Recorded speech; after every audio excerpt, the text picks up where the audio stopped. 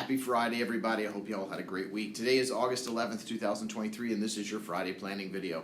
I want to revisit something again that is gaining some more traction, and this will affect everyone. Maybe, but yes, student loan forgiveness may be something important to all of us, not just because of the U.S. taxpayer will foot the bill for any forgiveness plan, but there's more. First, a quick update, and this is one you have some time to catch up on, but yes, there's another proposed loan forgiveness, and more specifically loan repayment plan.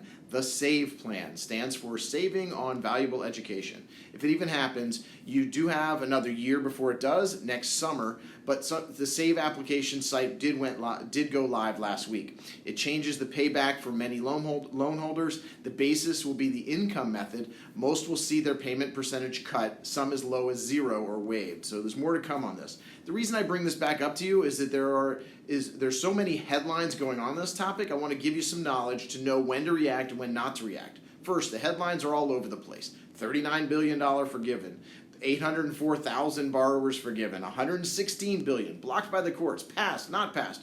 There's a lot of information that's important to review here. The depth of this is beyond the scope of today, but just note that there are a lot of loans that are being forgiven, most of them with very low income, or those with loans for fraudulent or from for-profit universities. If you have loans, please contact your lender, get an update. Let's talk about this, how this fits into your plan. As that goes, this is important to all of us. Why? Well, as I mentioned last week, I went into a little bit more depth on the Monday market update, but it's very important to note that the deferral of loan payments ends next month, and the payments are due again starting in October. This is very important because many of the 40 million Americans did make decisions before COVID, and they will have to again when they review their budgets with the new payments added back in. This is important for us in planning specifically. How it may affect the spending habits and any loan payments is in your plan or that of your family, and even the fact that this will affect the overall economy. How much? That's a huge debate, and we'll have to see how that plays out. I will focus more on that on the Monday market update, but we'll talk about that here as well as that comes about. Finally, on the loan forgiveness front, for today, we've talked about fraud prevention here a lot, and with so many forgiveness headlines to confuse you, this is a new field that seems an easy target from scammers. Beware, please. There's a recent posting on studentaid.gov, the government site, all about this. Almost 500,000 claims to the Federal Trade Commission in just Q1 of this year. Most of the rules here are similar to the ones we've used before. Too good to be true, it will be. Urgency of the contact person, take a step back. Nothing can be that urgent. Asking for your logon information, that's a big clue for this and anything. Seems obvious, but watch for typos and unofficial email addresses or websites. Chances are the official Department of Education rep that's calling to help you is not working from a Gmail address. If it raises a flag, check in with me or go to studentaid.gov site, check it out that way. Okay, let's talk a little bit about estate planning. This is one that I'm digging in deep with many of you. No change with the disclaimer. I do not give legal advice on this, nor do I give personal tax advice. I'm working with some estate planning attorneys that I know, and I'm working with many of yours as well. This is a tough one. No one wants to do this. That makes it easy to put off. So I've been able to get some worksheet questions and some checklists and even some fillable workbooks. Things like this can come from your attorney, the web, my team, or anywhere, but this will help you get past the starting point. You know I love lists, so here is one.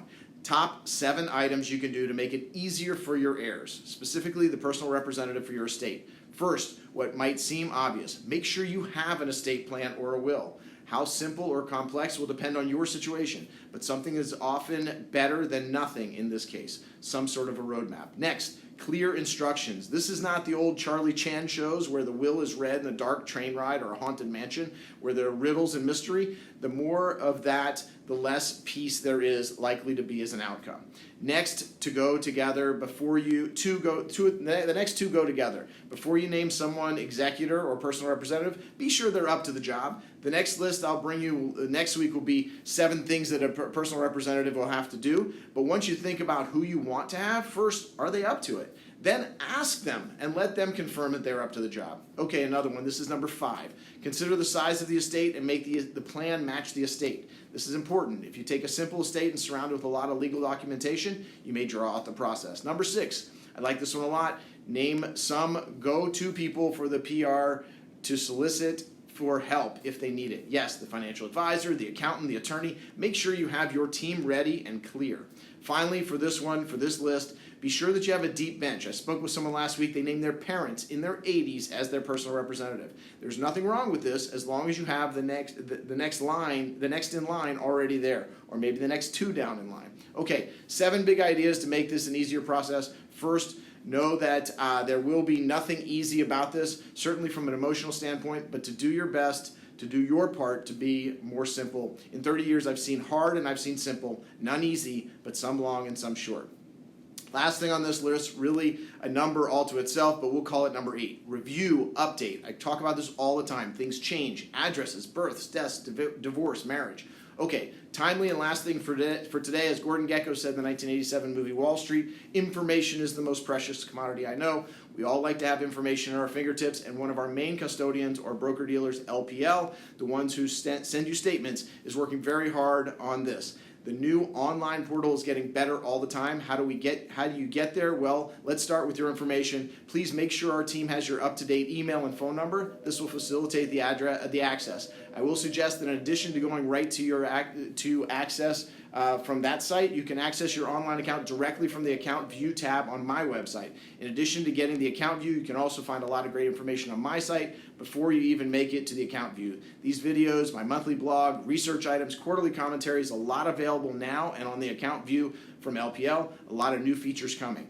And these are all centered on making it easier for you to have access to your information. Keep in touch with me and even make changes when you need them. Again, information, great access. Please be in touch with Rebecca to update your information or just reply to this email that comes with this video link. That's all I have today. Come back on Monday for the Monday market updates, and let's keep an eye on this market and its ups and downs. There's a lot to report on from this past week and even more to come. If you want some estate planning information, like I mentioned, please let me know. Keep in touch. Have a great weekend.